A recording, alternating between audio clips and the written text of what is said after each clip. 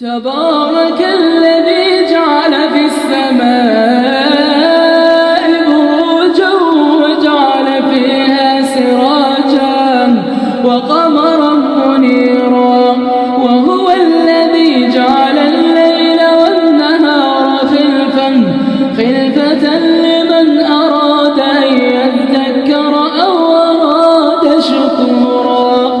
وعباد الرحمن الذين يمشون على الأرض هونا وإذا خاطبهم الجاهلون قالوا سلاما، والذين يبيتون لربهم سجدا وقياما، والذين يقولون ربنا اصرف عنا عذاب جهنم إن عذابها كان غراما.